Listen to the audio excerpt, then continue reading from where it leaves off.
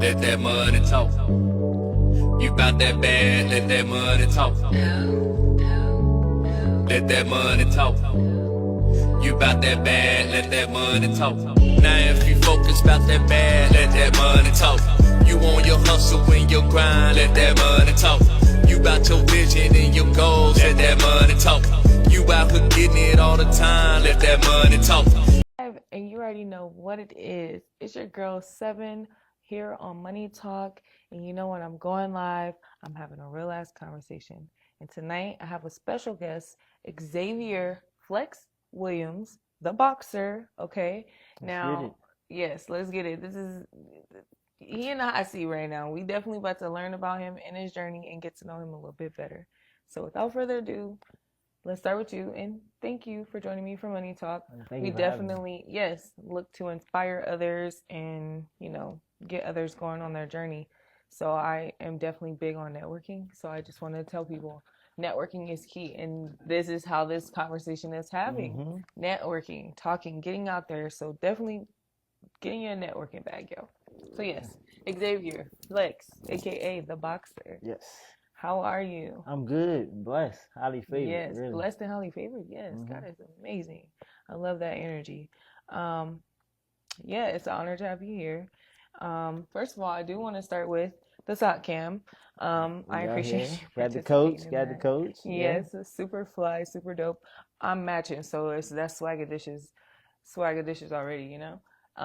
I do want to start with, though, you brought me a gift. I love flask. I love cups. I am a cup girl. I like putting stickers. Hydration is key. So yeah, Yes, I appreciate this.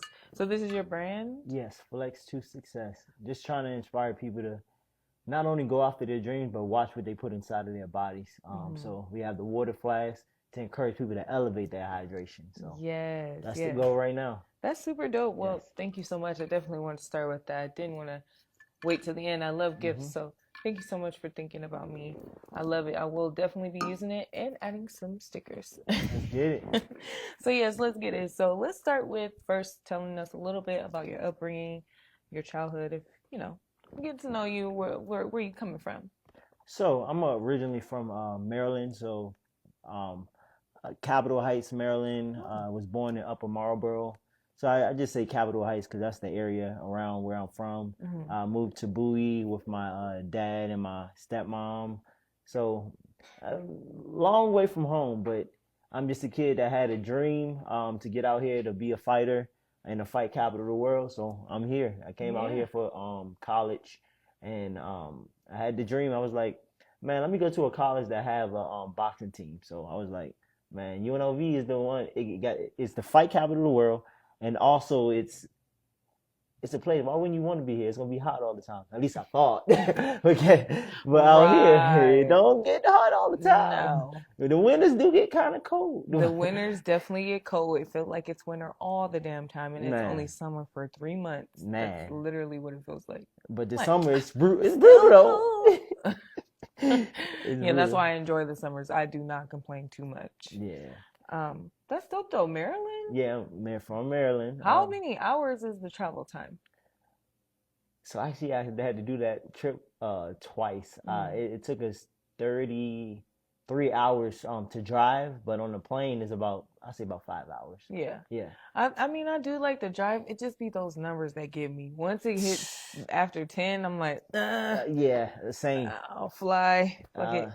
Yeah. I just had to do that one time because we had to drive my car from Maryland to here, and I'm gonna tell you, if you don't got nobody doing it with you, do not do that by yourself because that's not the move. It's not the move. Because you can definitely have to stop. Yes. And get rooms, and I know that's more spending, unless you're into like sightseeing and road tripping, which then that could be fun. But yeah, if you're just trying to get the fuck here, you got to find something else, a friend. Yeah. Okay. So how many siblings did you grow up with? So I have 8 in total. So 4 and 4 on my mom's side. I only have me. It's a lot of us, but that's cool though. I got 2 on my mom's side. Is me and my sister August, and then we got 7 on my dad's side. And it taught me the value in family, and we all we got for real. That's what that taught me. Just being raised by so many people. and it showed me how to care for people too.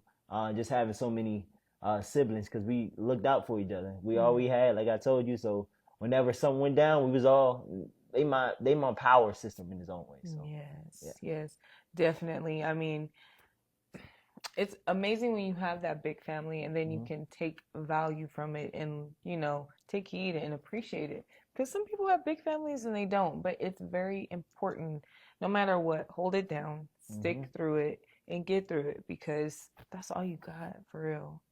Family is all you got. Family is all you got. And they push you. They hold you accountable, and that's the reason I appreciate having brothers and sisters, because they hold you accountable, and when your stuff stink, they tell you it stink. You gotta do it. Yeah, they definitely be on your ass. They do for sure. Okay, so you said 8-8, or no, 4-4. Yep. My bad. I'm like 8-8. Yeah, 4-4. My bad. That's pretty cool. Who do you feel like you clung to the most? So like your older siblings, the middle, or the babies? More so recently, I'd say my oldest brother, the Animal King. Shout out to him. Weibo got it. He got lemurs, birds, snakes, everything. You probably know him from out of Atlanta if you've seen his Instagram and everything. He's the guy. But I say I clung more to him more so recently, because he kind of took the spot of my father. And kind of took over his role when I came to college and started living on my own, and he really held me accountable. He saw the true power within me, and he didn't allow me to fall short of being who I was supposed to be. Right. And I appreciate him for that, honestly. Yeah. But I say my younger brother and sister, I got two under me. I'm the third youngest. They're my why. In his own way. They the reason I go so hard in boxing and just being a conduit of hope for people, because I realize they look up to me. So I have an example to show, and I want them to go and chase their dreams no matter what obstacles they go through. Right. Yeah, it's definitely important. I mean, that's good that you have your brother, because you see how it feels to have that inspiration within the inner circle, and you're like, you know what, I want to be that for my younger siblings too. So that's even dope for you. Kudos to you for that. That's good. So what type of hobbies would you say you had growing up, or was it always just fighting, boxing? I started boxing, I'd say at 11 years old, when my dad kind of was holding pads for me, things of that nature. But I started out doing karate. I went from specifically kung fu, I should say. I did that. Did baseball for some time, because my dad was a big baseball fan, and he played it when he was younger. And then I say my age of 15 is when I had my first boxing match. So I was doing in between sports up until then. So I was doing a lot of things, so it made me a little bit more athletic than normal. Yeah.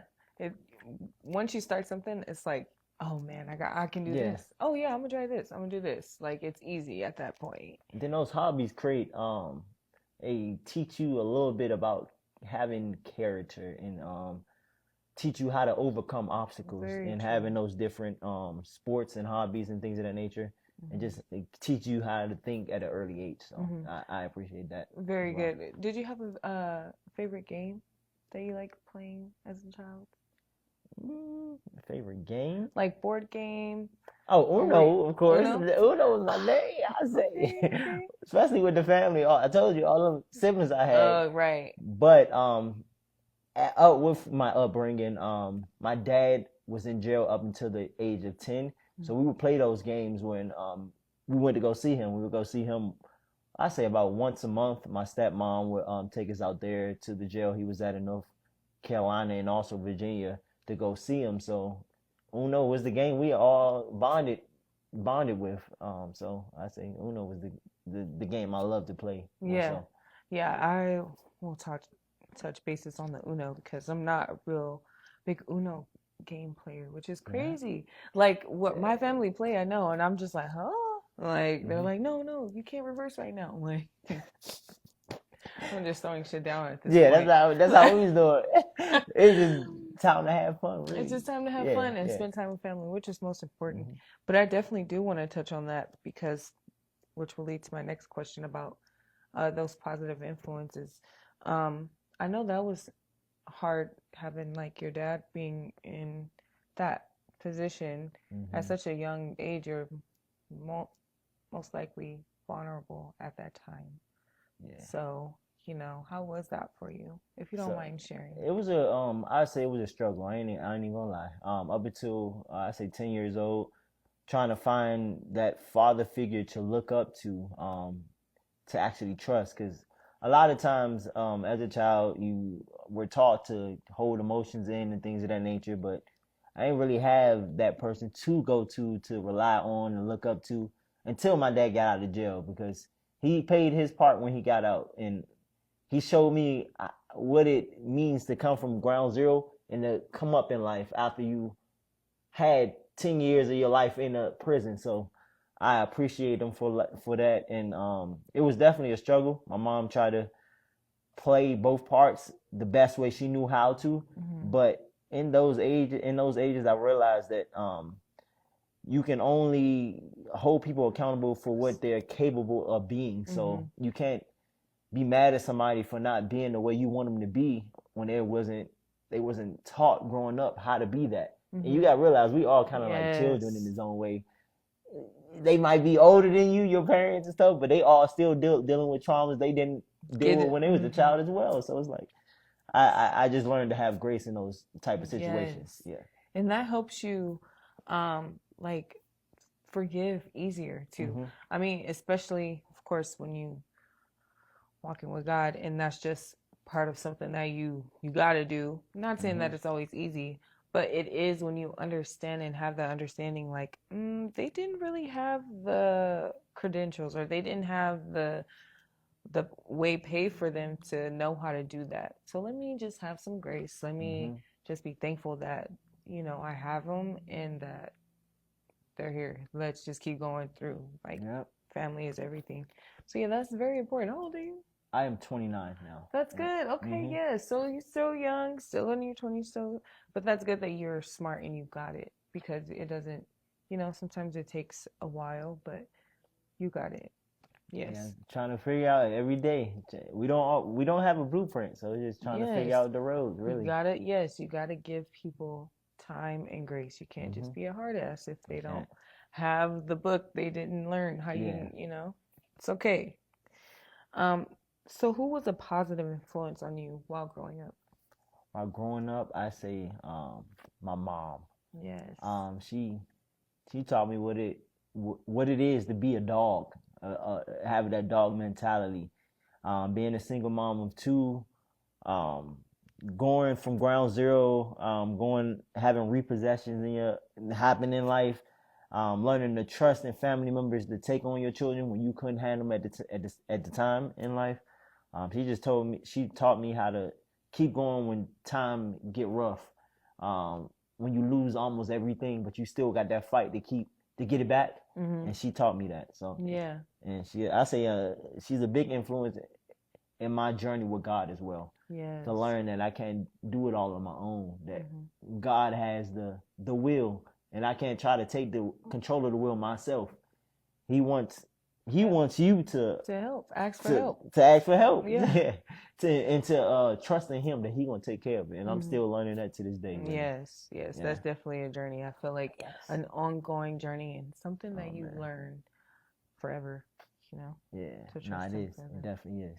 That's good though, and I'm happy for you, because rest in peace to my queen. But yes, my mom's everything, so I understand how you feel, like that strength, that encouragement. Yes. Where you get it from, and just watching to see when you get older, like, wow, she was really a powerful woman. She was super strong.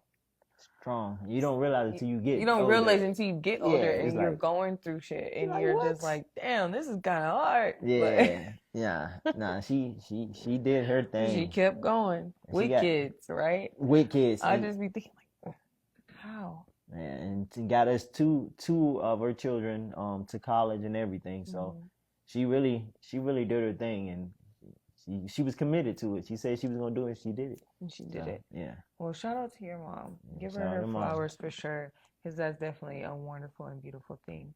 She's still back home? Yeah, she's still back home in Maryland. Yep. Okay. So she do like the whole UNLV. That was dope for her. She liked Vegas. She see, my mom was a risk taker, so she knew she had kind of handled it down to me, but I got it from both of them. But she wasn't against me doing it because I was boxing through high school and everything. All of them at the time. I'm originally from Maryland. I moved to Georgia my 10th grade year of high school. And then I used to live with my stepmom and my dad. So she saw me fighting out there. So my first fight, all of them came out there to see me fight, and it was an amazing experience. That's what I told you. When all my family come together, my brothers and sisters, I feel this extra piece of power. Like it's crazy. And she saw that. So you like, man, you can go out to Vegas and go chase your dream. Go do it. So she trusted in me that I'd be all right, even though those little sayings about when you go to Vegas, you don't get stuck in Vegas and be on the strip gambling and all that extra stuff. You know, people be talking all that stuff. But yeah, that's good. Okay. Can never do you, okay, so I will ask, do you feel like you ever want to go home? So my second home though is Georgia. Okay. I do want to go back there because the food. The food one, but if you don't know about Southern hospitality, you need to go out there to Georgia. It's a place that like people help you without even knowing you. Like it's a feeling you don't get nowhere else really. I recommend going there if you haven't been. People just trying to hand out stuff like, and then you see a lot of Black entrepreneurs making it out there. So it's like the environment, the energy is just, it builds you up. Yeah. And I felt that when I got out there. I say I was raised in Maryland, but Georgia built me, allowed me to see something different out of life, that there was more out of life than I was around. So yeah. Man, Georgia's that Southern hospitality that you talk about, I just see how it's just like you come to the West and it is a dog world. Seriously, different. Over here. It's different. I feel like Vegas is more of a neutral zone though. Oh yeah, because there's so many tourists. Yeah, it's so many tourists, and but I feel like just when you people who don't live, not from here. When you go closer to California though, it get more of a dog world. When I realized when I went over that side, I was like, man, it's different. Like I said, Vegas is neutral because you can find some people that's kind of like got a little bit of both here, and there's a lot of hungry entrepreneurs out here, and they're willing to help you as well. So yeah, I don't got nothing bad against Vegas because you in the middle of the desert and people just chasing their dreams in the middle of the desert, like what? It's a cool place in general. Like it's crazy. I guess when you put it that way, no one told put it that way. I didn't even think of that. In the middle of the desert, nowhere, literally chasing her. They just build a whole town in the middle of the desert. Like it's a whole. You gotta be a dream chaser to be here. You just have to. Like, it's simple. I like the way you think. See, sometimes you gotta just open those horizons and you do try different revenues. So you gotta think about it differently. So that's dope that you put it that way. So you feel like when you go more to Cali, it's just more like. I love the beaches and everything, but when you go over there, it's a little bit more grimy. You gotta lock your door for sure. Lock your doors and keep your eyes open. Keep your eyes open. Yeah, definitely watch your surroundings for sure. Were you into any other sports? I mean, you did say baseball a little bit. Did you play like 6th grade, 7th grade, high school, or was it just baseball? I played that 8th grade through about. I mean, it was 7th through 9th grade. So it's kind of serious. It was kind of serious. I actually love that sport. Baseball's cool. Yeah, I like to play it, but I hate to watch it. Like everybody else, it's boring to watch it, to keep watching. But it's a great sport to play. My dad played it, and he was pretty big in the baseball world when I was younger. Mm-hmm. So he kind of put that on me, but I actually enjoyed it. And then another sport I did that kind of is a part of my story is swimming. I did that from my 10th through 12th grade year. And that one, taught me the power of not giving up and keep going. My dad kind of forced me to stay in the sport. So I'm a recreational swimmer. With my family, I'm probably like the fastest swimmer out of my brothers and sisters. So I thought I was cool. I'm gonna go on the swim team and be probably the fastest one there. I got the tryouts. I got the tryouts. Practice was cool, but towards the end, I was like, man, I don't think I'm cut out for this. Yeah. I was like, I ain't trying to go back to practice. I don't want to do this sport no more. And I told my dad. My sister was laughing at me at the practice and everything. So I was like, I ain't trying to do this. And then my dad he ain't let me stop doing it. And then I stuck with it. And then I ended up being like one of the qualifying for states and these big tournaments and things. I got really good the following year after my first year. Mm-hmm. And that kind of taught me that you can't give up when it gets tough. And I carry that in my boxing career. When it don't go your way, you keep going, try to figure out a way to keep going. And if you want it, you'll find a way to make it happen. Yes, really. Definitely. Yeah. That's dope. I mean, swimming can be scary. What's the deep? It's different. I'm telling you, if my feet do not touch the ground, I'm not really. Man, that it might be the toughest. I would love to. Yeah. It just doesn't happen. I don't feel safe. Man. So what's the deepest feet you can swim? Bro. Like you can go in the ocean and you'll be okay? Yeah, I'd be good in the ocean, but I don't like not seeing what's under the water. Yeah. I went to Hawaii with my wife. They used to the deep water, like the 50 plus feet and stuff like that. But nah, if it's a Olympic pool, like maybe 12 to 18 feet, give or take, I'm cool with that. If I can see what's under there. But 12 to 18? Yeah, I'm cool. I'm cool with that. I think 6 to 8 feet is. Nah, 12 to 18, I'm good with. Damn, that's embarrassing. Nah, I can do that, but I don't like when I can't see under the water. That kind of freaks me out because I'm like, I ain't trying to get bit by those sharks or nothing like that. Literally. Yeah. But. And I like Hawaii's water. It's definitely clear and it's cool. That's definitely a vibe, but I just don't see myself. The sea is dangerous. Very. Like here is cool. That's a different beast. Yeah. It's definitely a different beast. Have you had any scares, or have you, during a tournament or anything, seen any scares happen? Or everybody just knew how to fucking swim? Everybody knew how to swim, I say. Yeah, they knew how to swim, I say, yeah. I haven't really had scares. So it's like laps? Yeah, you do laps. Okay. It's like, when you get tired, though, like I told you, that's the reason why I even want to keep going, because you got to keep going. It's different. It's different when you're trying to do it competitively. Yeah. Yeah, it's... Because you can't stop. You can't stop. Laps after So you've laps gotten tired, laps. in the middle of the... This is for tryouts, when all this happened. So it's like you're trying to be a recreational swimmer. You used to swim maybe twice down and back. Yeah. When they doing like 20 laps and you got to keep going. Man, I had got a little Charlie horse so in the middle of practice, and I was like, "Oh, I ain't never felt this in the water." I had to get on the side. I'm like, man, I ain't messing with this sport, man, because it's probably the most. I say endurance-wise, it's one of the toughest sports. Boxing is pretty tough too. I ain't gonna lie. If you're not in shape, but I say swimming definitely beats it condition-wise. I would say. Yeah. Because I was gonna say, what is the conditioning like?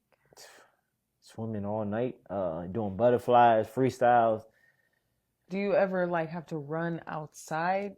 Yeah, is there conditioning outside? That helps you a lot. The sprints and long distance running and stuff, especially if you're doing these.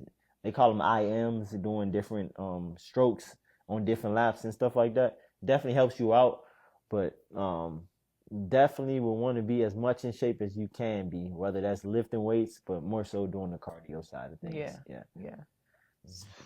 Tiring. I'm tired. I'm tired. I'm losing breath hearing your story right now. Yeah, swimming ain't no joke. Yeah, it's really not. Yeah. Okay, so did you ever get into fights as a kid? Yeah, I got into a couple, but Was it like because you were being protective or you were like being a troublemaker? I say in more so the earlier parts of my life, I was more so trying to be a troublemaker, but I wasn't really a troublemaker. Mm-hmm. I was more a protector, I'd say. So seventh or eighth grade, I was getting into fights. Fight that didn't go my way.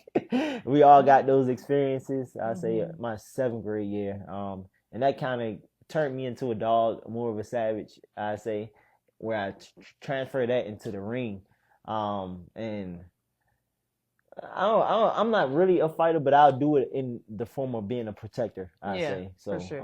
More so these days. I say, yep. Yeah, it's not worth it. I Hmm. mean, you're still fluent with your, what was it? Taekwondo? Kung fu. Kung Fu. Okay. I once I got into boxing, I kind of Kind of stuff. put that Because to I the feel side. like it's, even though it is different, but Yeah, I'm sure you can still, with all the conditioning that you do, you just never know what. yeah. It kind of that sport. I mean, kung fu. It kind of taught me discipline more so, and to Mm. stay focused. But when I was doing kung fu, they had bags there. I'd be doing boxing, and they was like, "Man, you might as well just be a boxer," because they was like, "Man, you fast, so you might as well just do it." So that's when I was like, "Man, I'm gonna I'm gonna try do what I'm it. good at." Yeah. Okay. How would you say your upbringing prepared you to be a boxer? I would say like just being protective, like you said, just naming some of those things. Um, So the discipline part. or being protective, you said. Yeah, either or, like just having that protection, like the discipline part of it. Like how did that steer also to into boxing? So I'd say the boxing mentality came from shout out to my cousin DeJounte, man. He was a protector for me and also my younger siblings and cousins. Um, he kind of taught me that you got to stand up for something and not fall for anything. And even though I'm not from specifically from the hood, I've been around the hood in my lifetime with family and friends and stuff like that.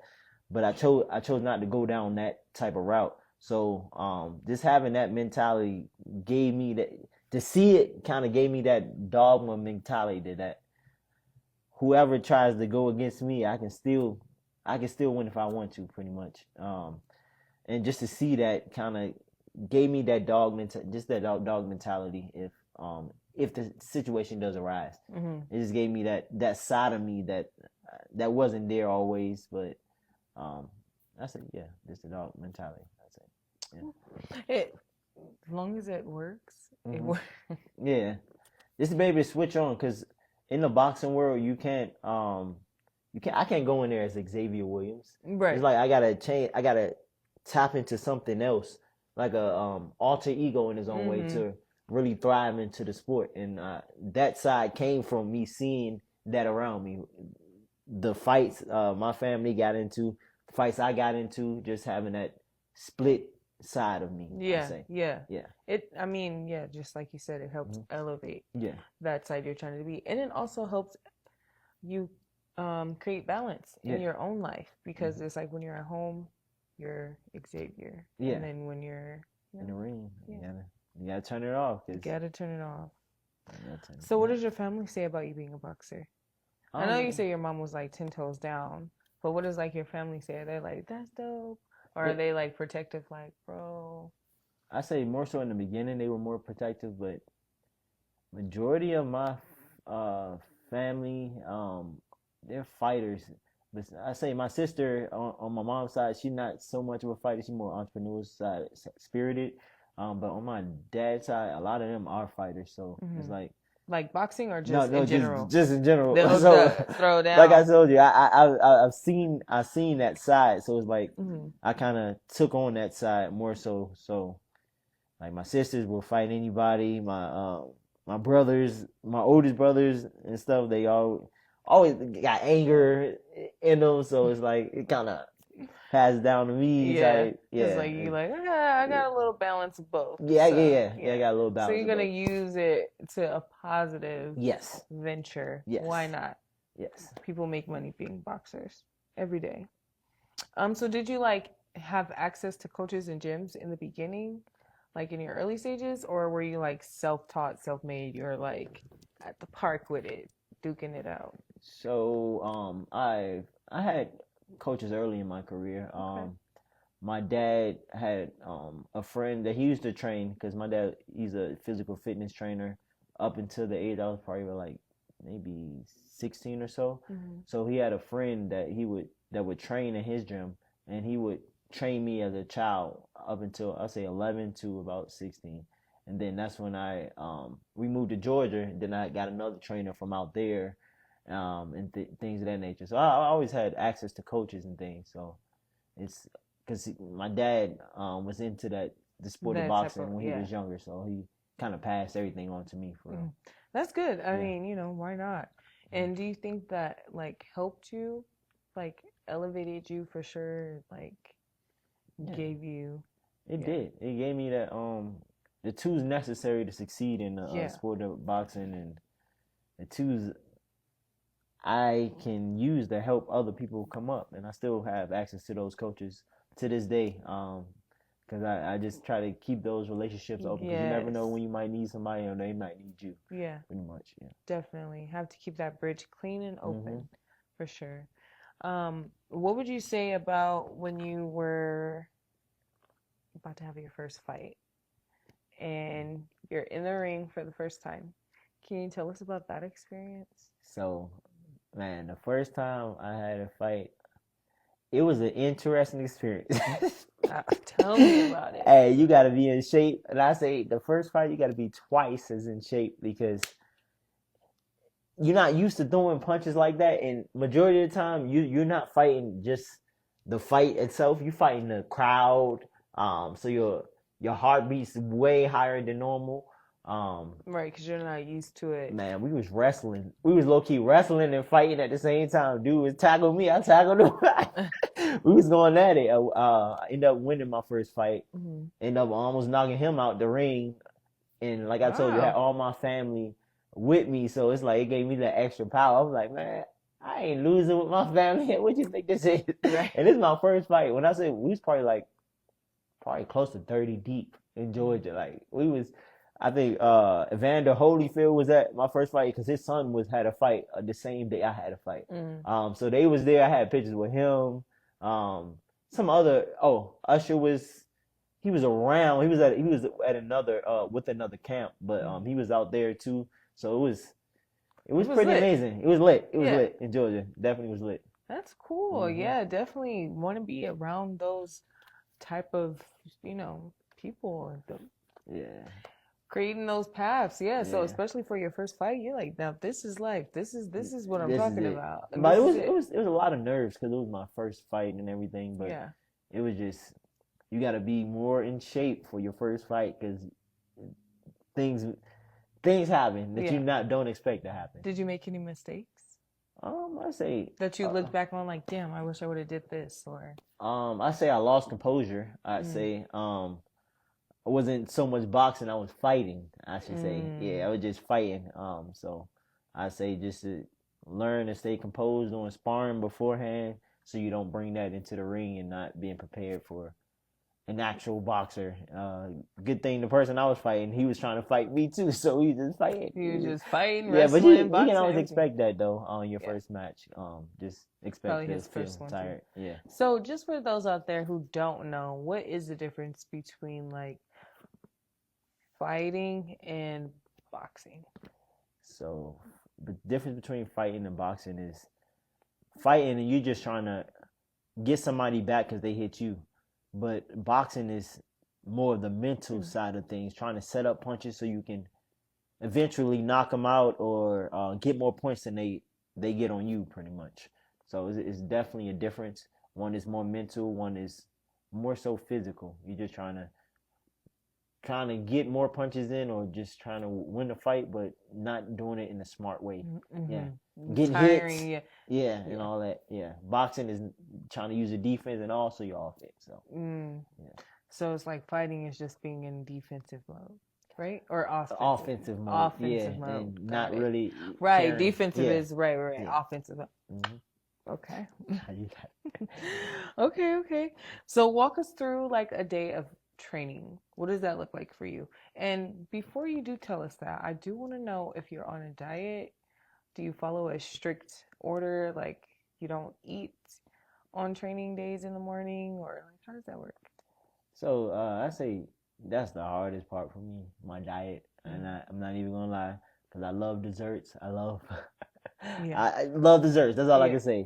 I love desserts, but I say closer to fight time though, I do get strict on diet because I know that discipline will help me in the ring. Like to be a better boxer in his own way, because majority of the time boxing is disciplined.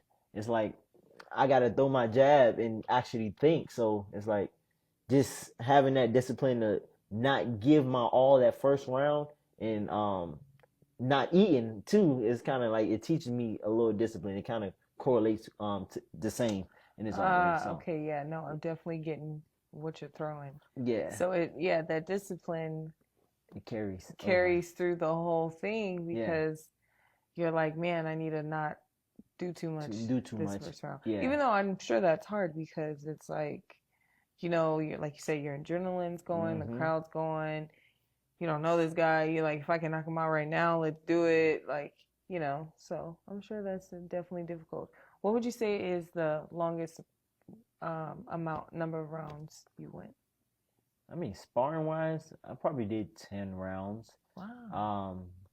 It's anywhere from 8 to 10. But I mean, in a regular boxing match, it's only 3 rounds, 3-minute rounds. Being an open fighter that I am, so I say about 10 rounds.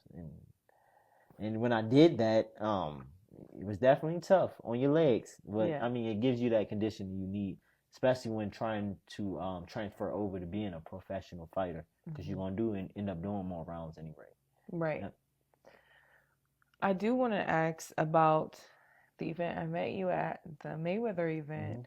Tell us about that. Like, how did that come about? Because he was there. That was a dope thing. It was packed out, overly packed out. Amazing. And lots of networking, lots of stuff going on in that room. You wouldn't even know when you come out what's going on, who's going on. What? It was crazy. If you didn't miss it, make sure you check out the Reels. May Revenue on Air podcast might still have the clips on there from the live stream. So check it out. But so how was that experience for you, and how did you get that?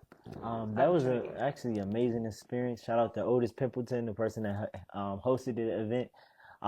Actually, that was a last minute decision to fight in that because I wasn't originally matched up for it.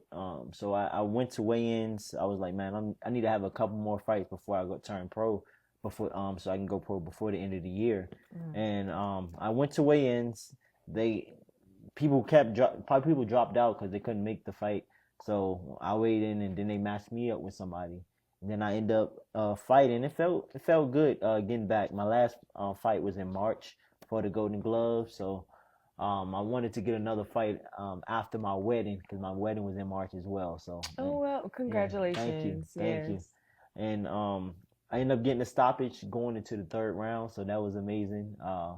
It was a comeback fight, so I'm just trying to just stay active, and that was one of the fights I did. Ended up getting the belt, and I met you that day. Yeah, and you got the belt. I saw that. Yeah, that was dope. I'm glad we definitely got to connect because I like to connect with people that are like-minded, and you're definitely doing your thing. Yes, thank you. Yeah, definitely. Yes, no, it was definitely cool, and like you said, just to cross paths, that was dope. So I am honored as well because the room was so filled.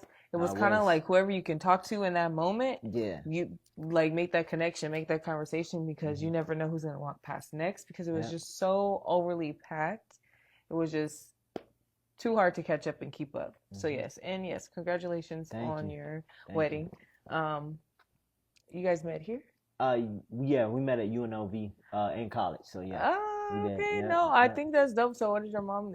I know she's happy about it, but I know you're her baby, so is she like sad about it? No, she's happy for her. She actually likes my wife, so that was a good thing. Yeah. She actually had the best interest for me. Yes. And she believed in me, so she needed somebody that believed in me, believed in me like she believes in me. So that It's a definitely was a beautiful good thing. thing. Yes. It was a Shout good out thing. to your bride, Yes, and thank you. wishing nothing but fun, abundance, peace, love, and happiness for sure. Because that's a beautiful thing, and you're young, so that's good.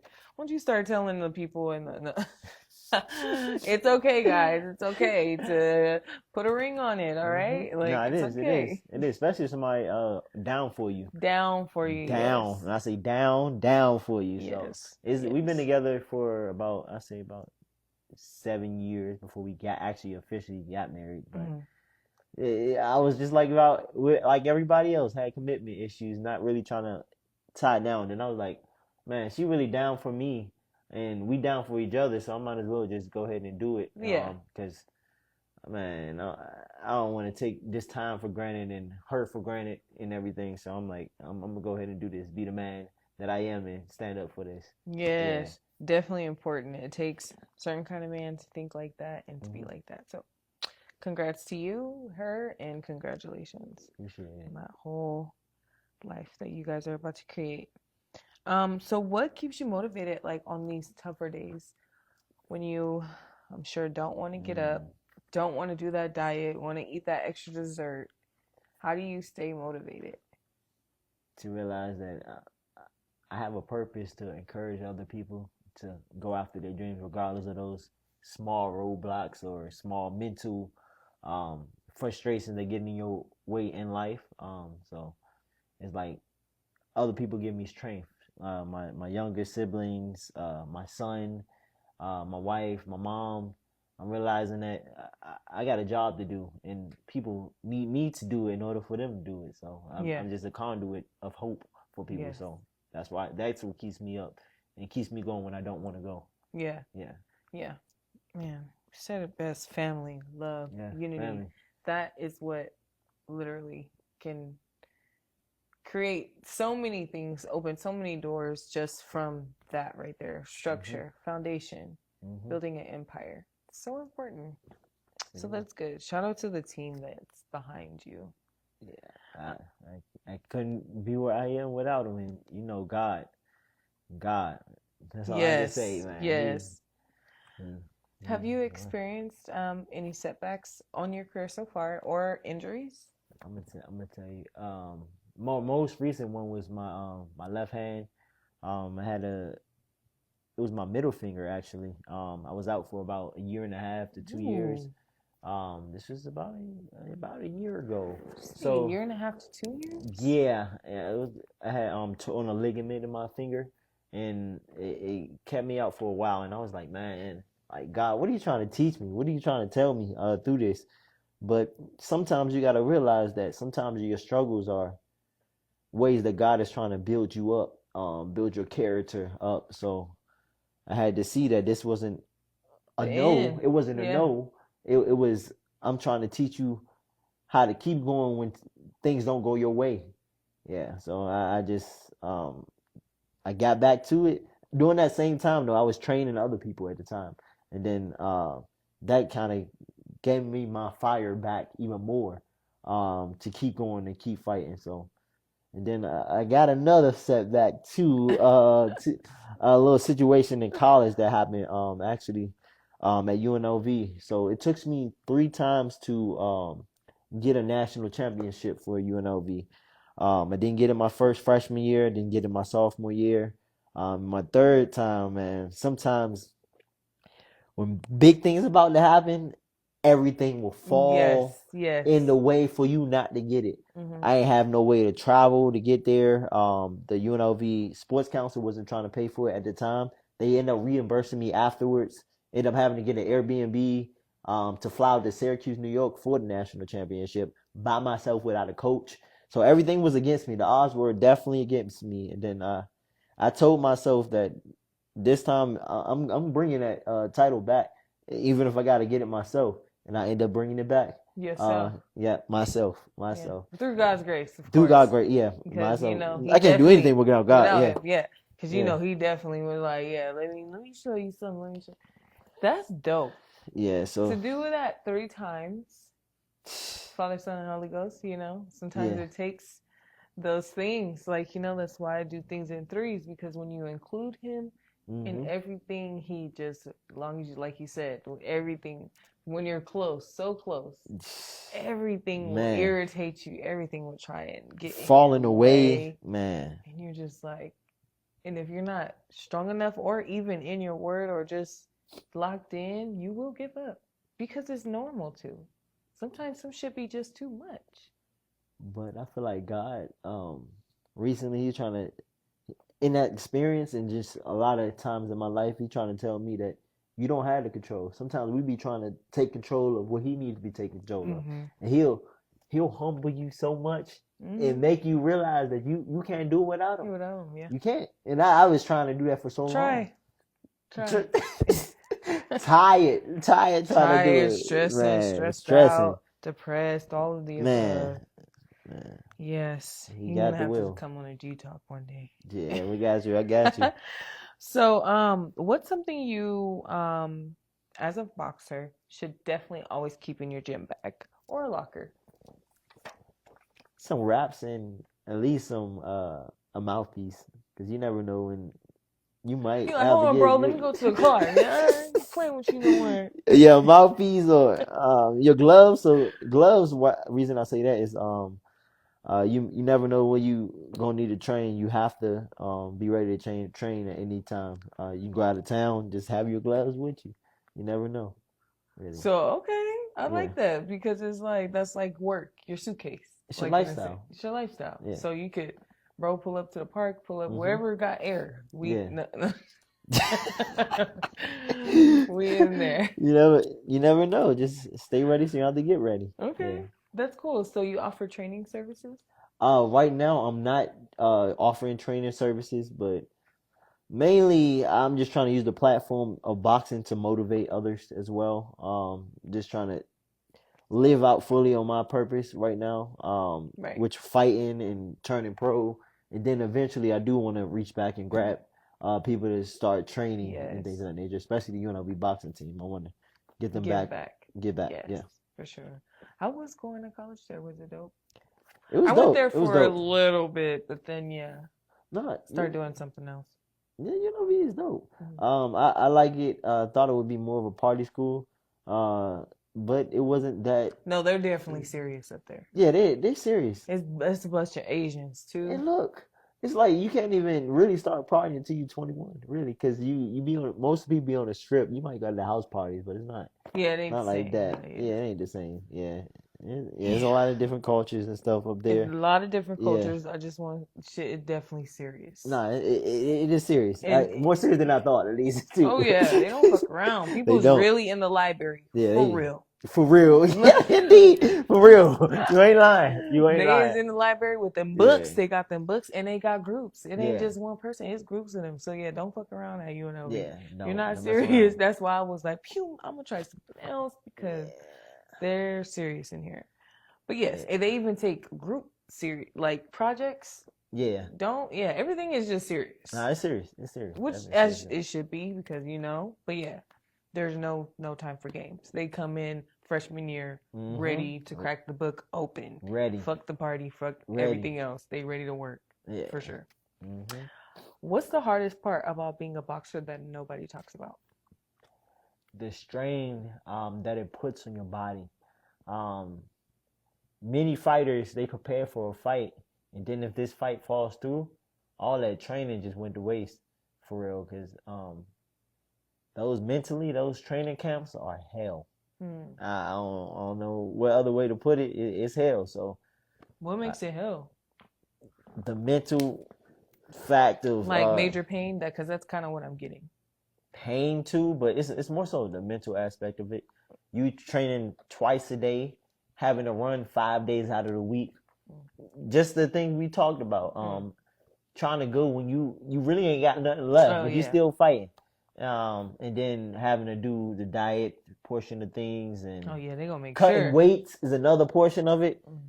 And I seen people cut weight like 2 to 3 days before the fight, 10 pounds, 15 pounds. Like it does a lot on your body, and to not have a fight and you don't know if it may or may not fall through, it's definitely a lot on your body for sure.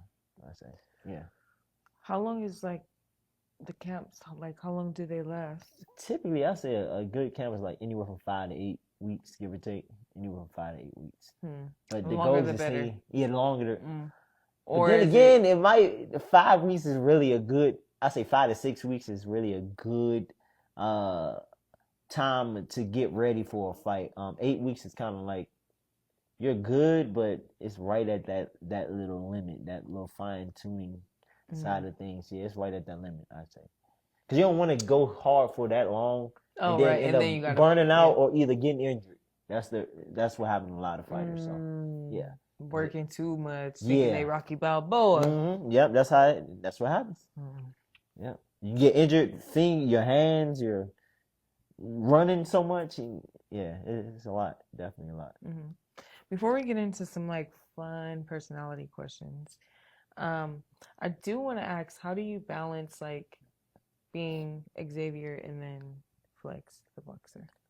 So I handle being both. I know outside of the ring, I'm Xavier. That's the guy that motivates people.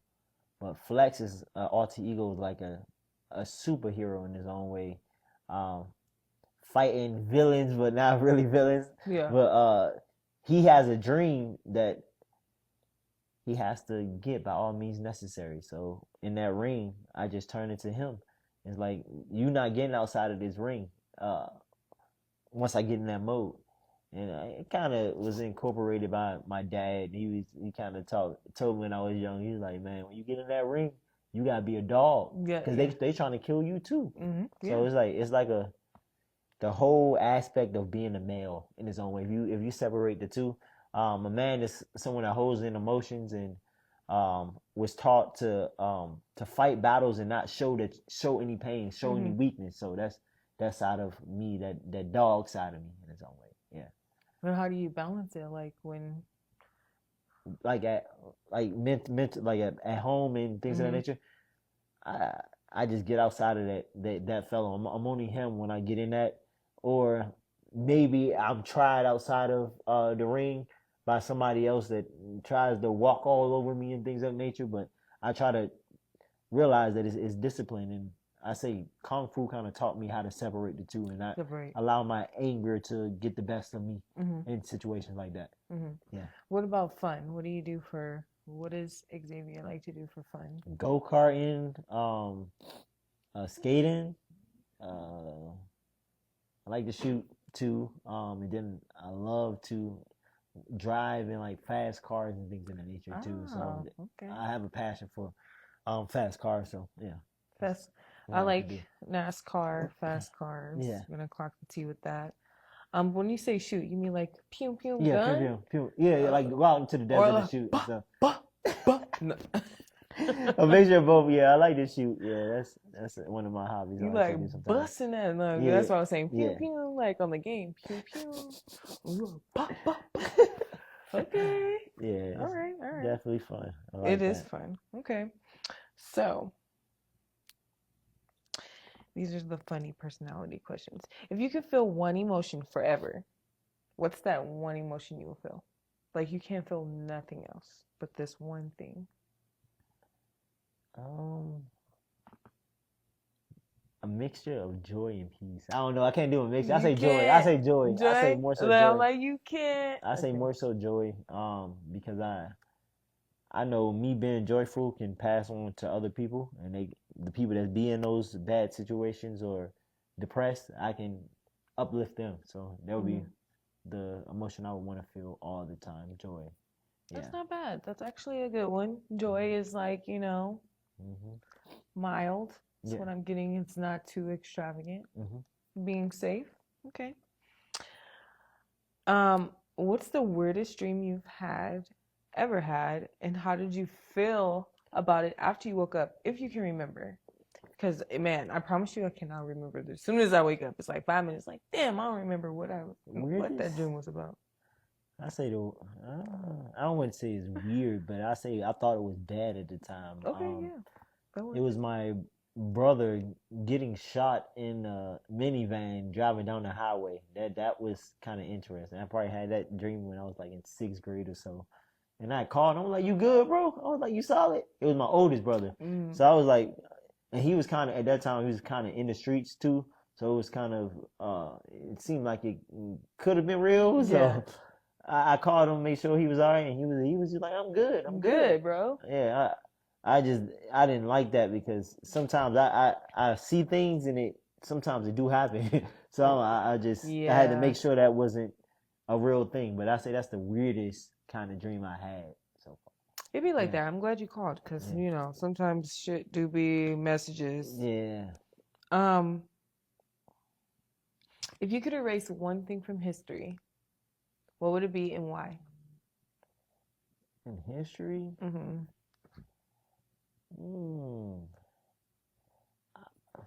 I don't think I would erase anything. Only reason I say that is because I know each thing that happened to me was a reason to build me up, my character up. No, I mean like history and like the world history. Oh, world history. What can I say? I don't know. Oh, I say Martin Luther King getting shot. I was like, okay, that's I would good. say yeah, because I think he had even more impact he could have made on the world. But then again, if I think on the opposite side of that, I think you know how they say people don't give you flowers until you There you die. go. So it's like maybe he did get the impact he was supposed to get because he did die. So I would say even though that though I feel like he could have made more of an impact if he were still alive. For a little bit, Yeah. like Yeah. yeah. Mhm. I like that. Yeah. That's a good one. I like that.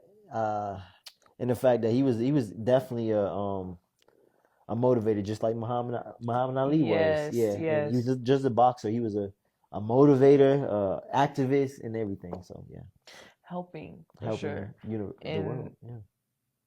impeccable to the black community. Mm-hmm. It's yeah. A pavement that should be given already. So yes, I agree. That's maybe a little bit longer. That's kind of how I feel like, especially with some of the greats today. Tupac, Nipsey, Oh yeah, Kobe, I forgot. you Yeah, know? yeah. You're But right. this, You're right. no, that was valid too, though. That's definitely valid Mm-hmm. history. But it's like, damn, if they had just a little bit, but, time. Yep. Can someone reinvent themselves? Yes, they can. And just having the willing and the humbleness and let your ego go to realize that you're not the shit sometimes. You gotta see that sometimes, and sometimes you gotta dig deep inside of yourself to fix those character flaws to reinvent yourself.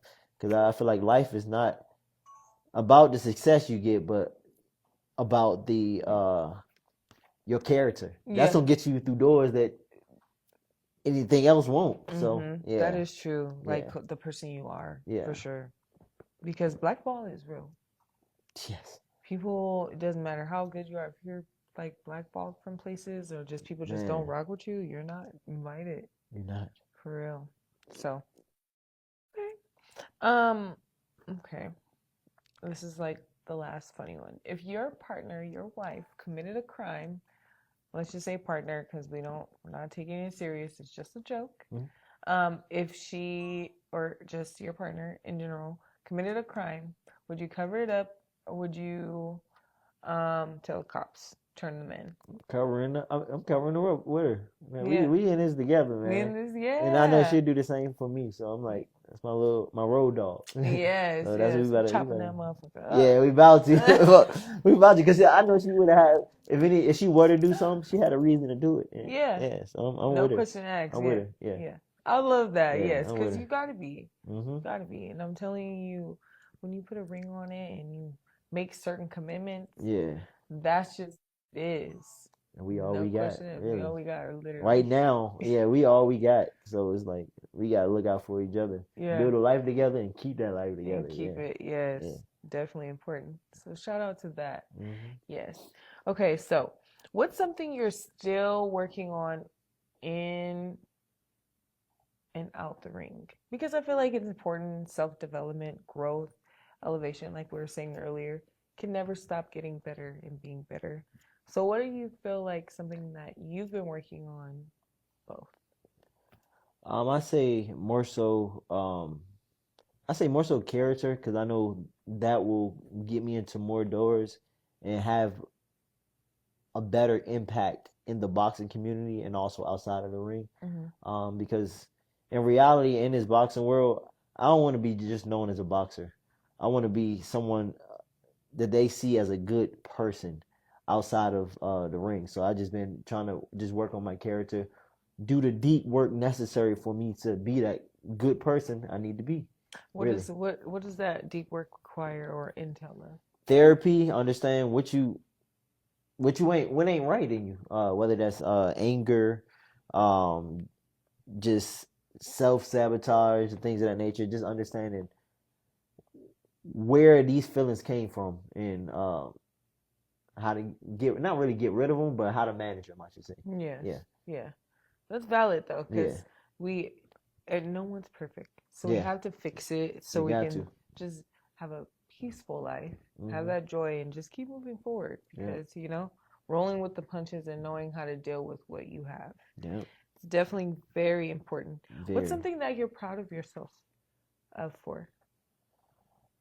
I'm proud. I am where I am today, honestly speaking. There was a couple times I wanted to go back home to Maryland, but I realized that I say more so in my college days, but I realized that I wouldn't have the impact I did now if I did go back to Maryland. So I'm glad I stayed out here in Vegas to plant a seed and just watch it flourish. Oh, and also quitting my job.